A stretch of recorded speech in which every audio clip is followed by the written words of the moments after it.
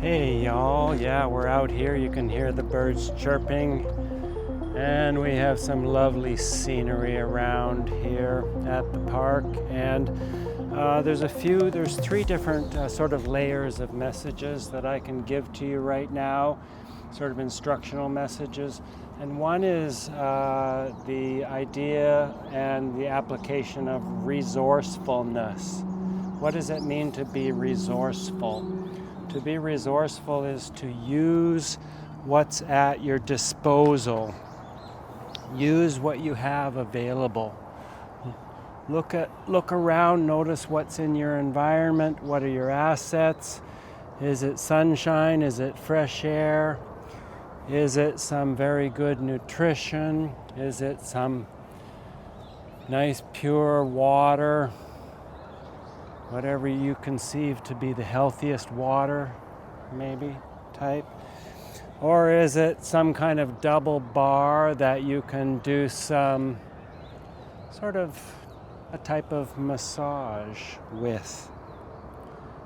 Yeah, I do find this, there's a number of places in Tokyo where you have these double bars, and this one is quite smooth and clean, and so it's very, very good for massaging those muscles, those adductor muscles on the insides of your legs.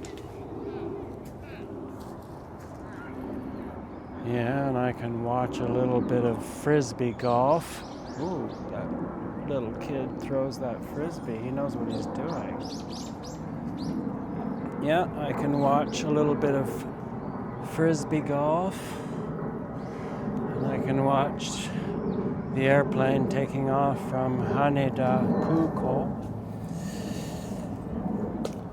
And I can do some work on my sort of inner thighs, kind of like adductors and glutes.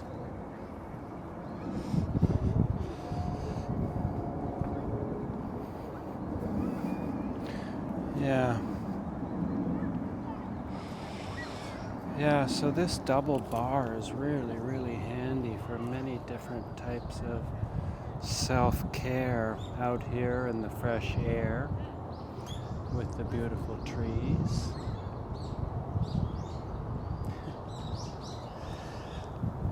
I do this often. I'm not going to go by this place here without stopping and doing a little bit of this type of body maintenance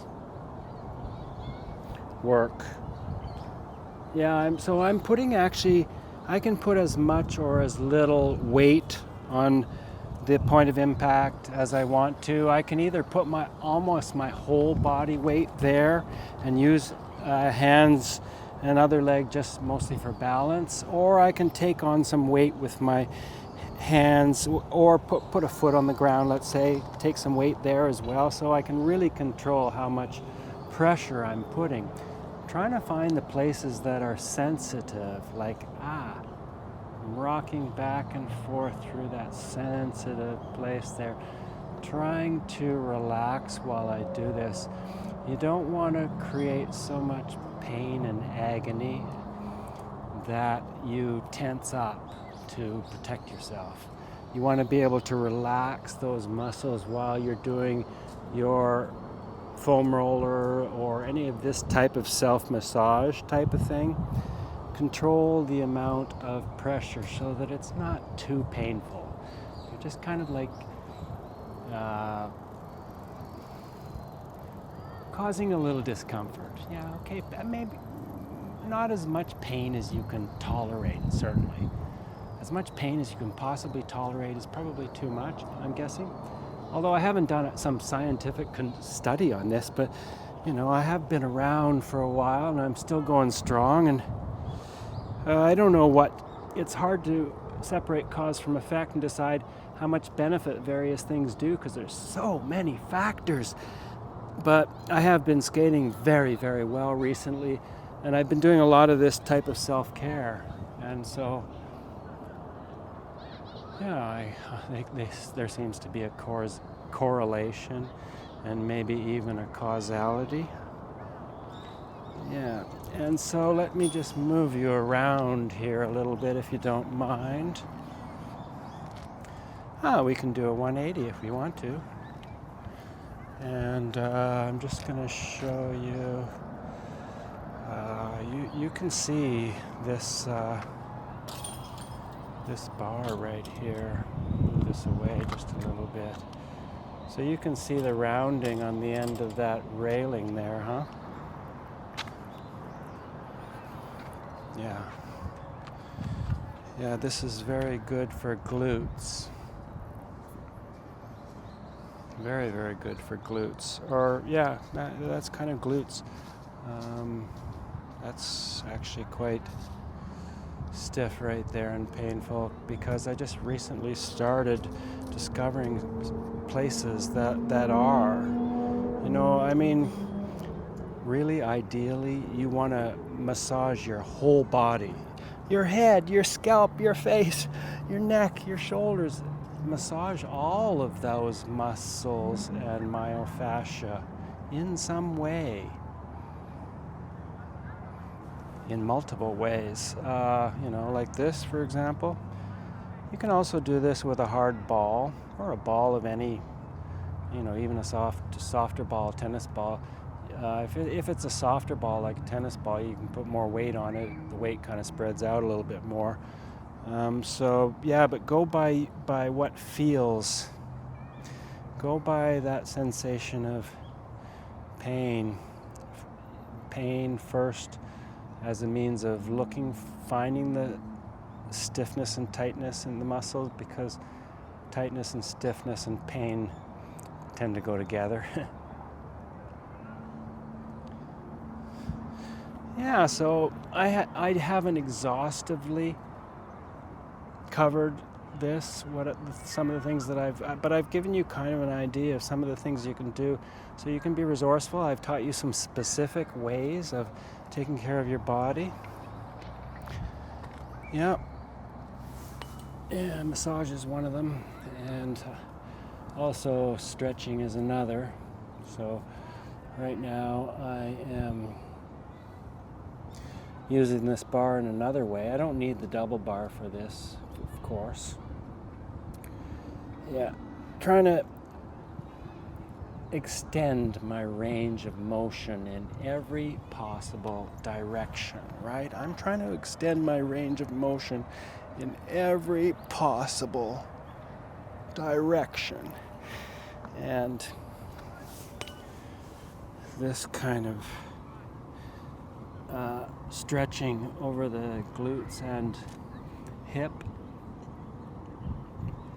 that's ouchy. And I'm trying to do some moderate stretch there. I've had a long-term hamstring issue back here, which I've tried many things. It comes and goes a little bit, but I think it's mostly caused from not doing double axles for a while, and then starting to do that huge axle of mine where the free leg goes way up and then swings up and then pulls in, and it's been too much for me, so it's a bit of a drag. But yep, so yeah, you can use this bar for many a bar of this. There's so many of these kinds of bars, single bars. In Tokyo, the streets are all lined with them. They're everywhere. But this double bar is really quite a nice deal for doing some body maintenance. And what else is there in the news? I'm going to do some more videos now. As I say, I have been skating well. I've been practicing a lot. I have a lot of new ideas to show, some musical inspiration. And thank you, Brad, and your wife for creating that wonderful piece of music in honor of moi. Yeah, I like it. And not just because it's in honor of you, Gary Beacom, but because it's a cool piece of music and I want to skate to it. So I'll ask your permission for that. See if I would do some choreography, or at the very least put together some short or something, and I'll post it on the channel. And Yeah, and thank you very much for that. I really appreciate that. So, what else is there in the news? I did attend a seminar a few days ago with a runner, and he confirmed a lot of my ideas. An Olympic runner, actually.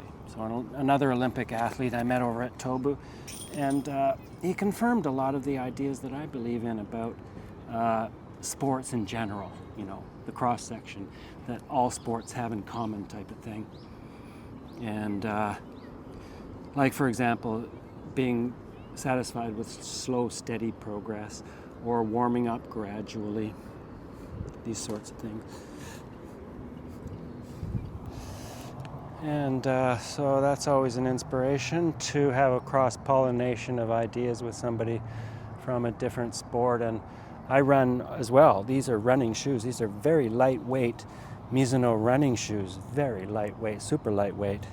So, not bulky on the support and everything, but I have some Tokyo insoles installed in those, and I have very good use of my feet. I'm very aware of how the pressure under my foot develops through the stance phase. I've done a lot of work with that, and I'm going to share the results of my experimentation with you. Okay, so thank you for joining me here in this park today, and I will look forward to seeing you much more in the near future, with apologies for not keeping up with the twice a week video pace. I thought just on self-motivation I could keep that same pace, but life impinges, it gets in the way many times, and so and I've had some technical problems and this and that, and some transitions, and you know how it goes. But yeah, I'm gonna heading up to Karuizawa again tomorrow with Ryoko and Kaz, and we're gonna film a few things, and so lots coming your way in the future. Bye for now.